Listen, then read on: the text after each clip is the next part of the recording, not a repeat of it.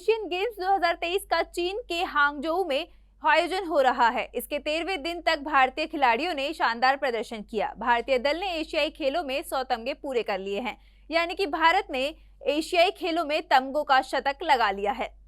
Women's kabaddi team ने चीनी Taipei को फाइनल में हराकर भारत को 100वां मेडल दिलाया। भारत ने इससे पहले कभी भी एशियाई खेलों में 100 तमगे नहीं जीते थे। बीते 72 सालों में ऐसा पहली बार हुआ है जब भारत ने एशियाई खेलों में 100 तमगे जीते हैं। 100वें मेडल पर भारत के 25 गोल्ड, 35 सिल्वर और 40 कांस्य पदक हैं। भारत के लिए इस बार तीरंदाजी, शूटिंग और एथलेटिक्स टीम ने शानदार प्रदर्शन किया। इस बार सबसे अधिक मेडल इन्हीं खेलों में आए हैं।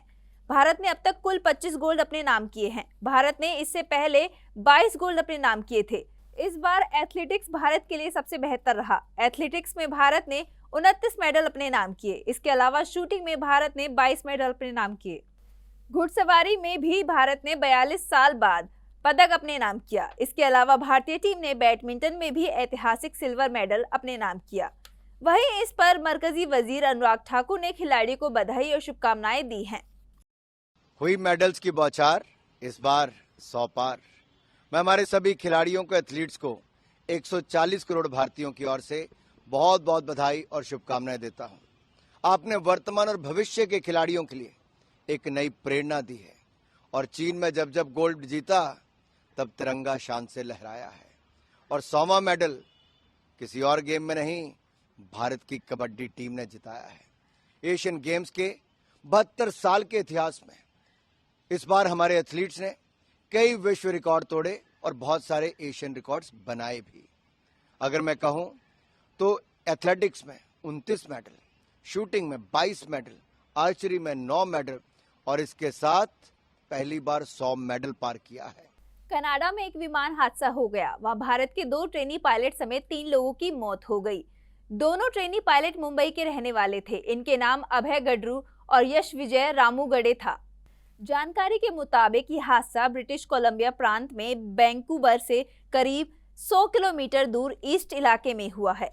वहां चिली बैक में छोटा विमान हवाई अड्डे के पास एक मोटल के पीछे दुर्घटनाग्रस्त हो गया, जिससे 2 ट्रेनी पायलट और उसमें सवार एक अन्य व्यक्ति की मौत हो गई। आरसीएमपी का कहना है कि हादसे के बाद परिजनों को जानकारी दे दी गई है। हालांकि अभी यह साफ नहीं हो सका है कि हादसा कैसे हुआ। कनाडा के परिवहन सुरक्षा बोर्ड ने कहा कि घटना के कारण का जल्द पता लगाया जाएगा। फिलहाल स्थिति नियंत्रण में है।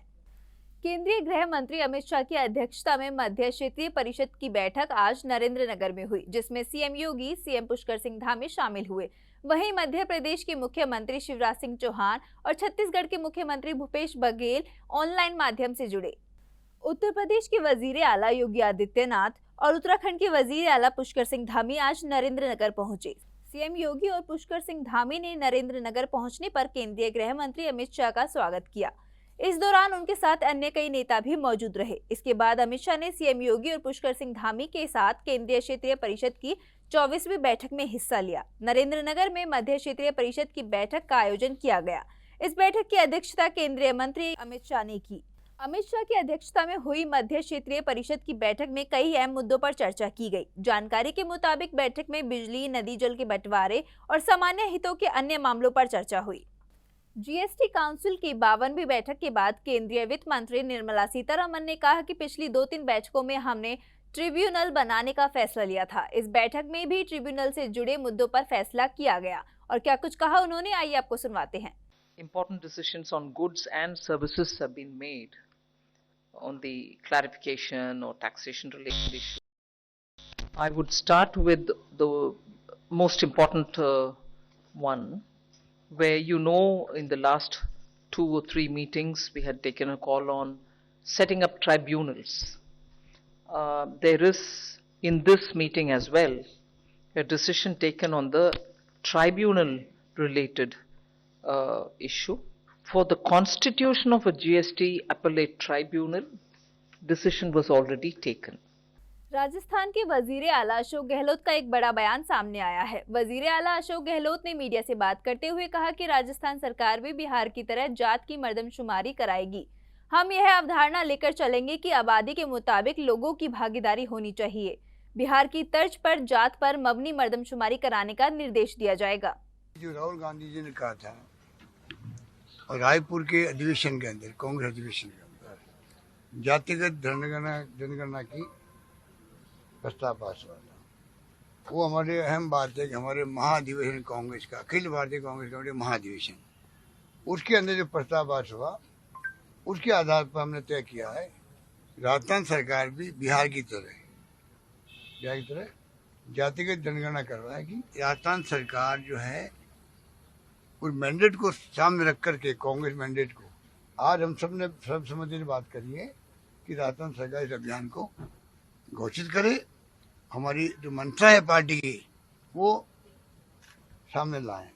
जात पर मबनी मर्दमशुमारी रिपोर्ट पर छत्तीसगढ़ के वजीर आला भूपेश बघेल ने मीडिया से बात करते हुए कहा है कि क्या बीजेपी नहीं मानती कि छत्तीसगढ़ में ओबीसी 43% से ज्यादा हैं?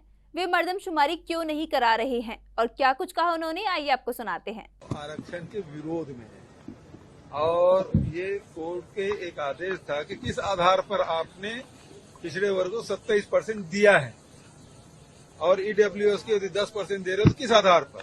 तो केवल पिछड़े वर्ग के और ईडब्ल्यूएस के हम लोगों ने हेड काउंट कराया था और हेड काउंट में ये पाया गया कि ये करीब 43.5% ओबीसी है और 3.5% ईडब्ल्यूएस है। उसके आधार पर आरक्षण दिया गया है। इसमें क्या भारतीय जनता पार्टी ये नहीं मानती कि यहाँ छत्तीसगढ़ में ओबीसी 43% से अधिक नहीं है? यदि नहीं मानते तो कराए, जनगणना क्यों नहीं करा रहे हैं? मैं भारतीय जनता पार्टी जो सवाल उठा रहे हैं उससे मेरा सवाल है कि 2021 की जनगणना क्यों नहीं हो रहा है जब यहाँ हम लोग हेड काउंट करा सकते हैं। जाति आधारित सर्वेक्षण रिपोर्ट पर बिहार के डिप्टी सीएम तेजस्वी यादव ने बयान दिया है। तेजस्वी यादव ने कहा कि बिहार अपनी जनसंख्या का वैज्ञानिक डेटा रखने वाला पहला राज्य बन गया है। बिहार की धरती ने एक बार फिर इतिहास बनाने का काम किया है।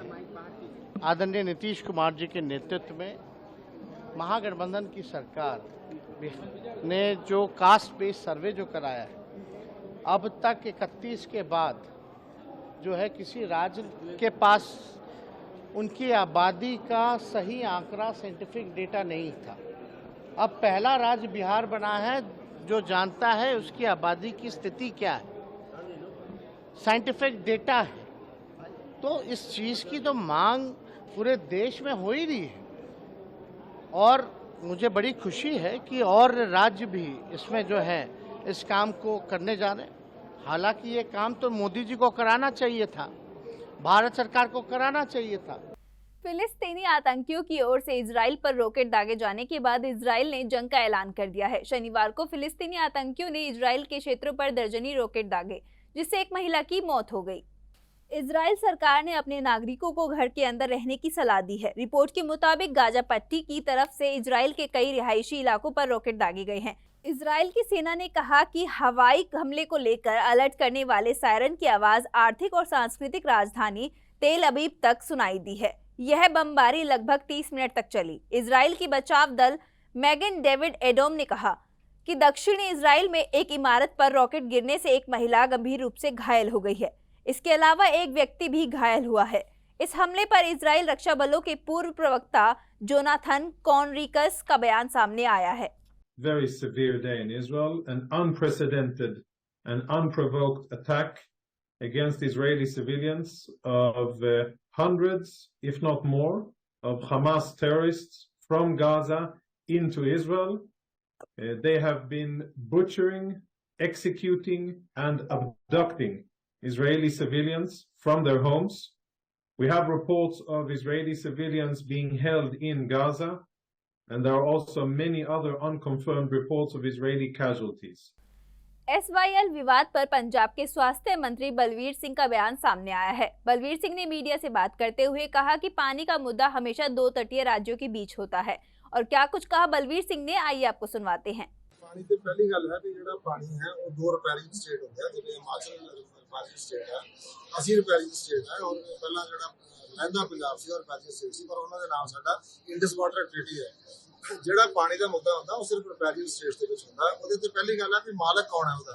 ਪੰਜਾਬ ਦੇ ਪਾਣੀਆਂ ਦਾ ਮਾਲਕ ਪੰਜਾਬ ਹੈ। ਪੰਜਾਬ ਦਾ 70% ਪਾਣੀ ਪਹਿਲਾਂ ਬਾਹਰ ਜਾ ਰਿਹਾ, 30% ਸਾਨੂੰ ਮਿਲ ਰਿਹਾ। ਸਾਡੀ ਸਿਰਫ 28% ਜਿਹੜੀ ਲੈਂਡ ਹੈ ਉਹ ਕਨਾਲ ਇਰੀਗੇਟਡ ਹੈ। ਜਿਹੜੀ ਤੁਹਾਡੀ ਬਾਕੀ ਜਿਹੜੀ ਤੁਹਾਡੀ ਹੈਗੀ ਹੈ ਜੀ 72% ਉਹ ਸਾਡੇ ਟਿਊਬਲ ਇਰੀਗੇਟਡ ਹੈ, ਜੋ ਕਿ ਸਾਡੇ ਨਾਲ ਉਹਦੇ ਸਾਡਾ ਸਭ ਸਵਾਲ ਅਸੀਂ ਪਾਣੀ ਵੀ ਖਤਮ ਕਰ ਲਿਆ। ਅਸੀਂ ਜਿਹੜਾ ਕੇਂਦਰੀ ਭੰਡਾਰ ਦੇ ਵਿੱਚ ਅਨਾਜ ਦੇਣ ਲਈ ਝੋਨਾ ਤੇ ਕਣਕ ਦੇਣ ਵਾਸਤੇ ਅਸੀਂ ਆਪਣਾ ਵਾਤਾਵਰਨ ਵੀ ਖਰਾਬ ਕੀਤਾ, ਆਪਣੇ ਕਿਸਾਨਾਂ ਦੀ ਸਿਹਤ ਵੀ ਖਰਾਬ ਕੀਤੀ, ਸਵਾਲ ਵੀ ਖਰਾਬ ਕੀਤੀ। ਉਹਨੂੰ ਕੰਟਰੀਬਿਊਸ਼ਨ ਨੂੰ ਮੰਨਣਾ ਚਾਹੀਦਾ। ਔਰ ਪਾਣੀ ਹੈ ਹੀ ਨਹੀਂ ਪੰਜਾਬ 'ਚ। ਜਦੋਂ ਵੰਡਿਆ ਸੀ ਉਦੋਂ 17 MAF ਸੀ, ਹੁਣ ਰਹਿ 12 MAF ਗਿਆ। ਮਾਨਯੋਗ सुप्रीम कोर्ट ने ठीक गल की कि पहला देखो पानी है कितना, फिर वंडने की। सिक्किम में तिस्ता नदी में अचानक आई बाढ़ अपने तबाह के निशान छोड़ गई है। 4 दिन बाद भी कीचड़ और मलबे में शव मिलने का सिलसिला अब भी बना हुआ है। सिक्किम बाढ़ में अब तक 56 शव बरामद किए जा चुके हैं। इनमें पश्चिम बंगाल में तिस्ता नदी के बेसिन से 30 से ज्यादा शव बरामद हुए हैं। सेना के 22 जवान लापता हुए थे, इनमें 7 के शव बरामद कर लिए गए हैं। राज्य में 4 दिन से 3000 पर्यटक फंसे हैं, लेकिन हवाई रेस्क्यू ऑपरेशन में खराब मौसम अड़ंगा डाल रहा है। वायुसेना ने MI-17 हेलीकॉप्टर से ऑपरेशन चलाने के कई प्रयास किए। सिक्किम सरकार के ताज़ा आंकड़ों के अनुसार अब तक 142 लोग लापता हैं। इसके अलावा राज्य भर में करीब 6000 लोग 22 राहत शिविरों में हैं। बता दें कि बुधवार को बादल फटने से सिक्किम की तिस्ता नदी में अचानक बाढ़ आ गई थी, जिसकी वजह से 25,000 से ज्यादा लोग आपदा से प्रभावित हुए हैं। बाढ़ में कुल 13 पुल बह गए। बता दें कि सिक्किम के वजीर आला प्रेम सिंह तमांग ने मंगन जिले के बाढ़ प्रभावित क्षेत्रों और राहत शिविरों का दौरा किया।